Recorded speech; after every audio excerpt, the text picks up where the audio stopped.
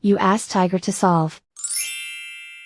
This deals with linear equations with one unknown. The final result is w equals -3. Let's solve it step by step. Simplify the expression. Expand the parentheses. Simplify the arithmetic. Group like terms. Combine like terms. Group all constants on the right side of the equation. Add 21 to both sides. Simplify the arithmetic.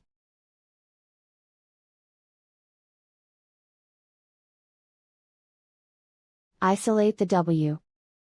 Divide both sides by -5. Cancel out the negatives. Simplify the fraction. Move the negative sign from the denominator to the numerator.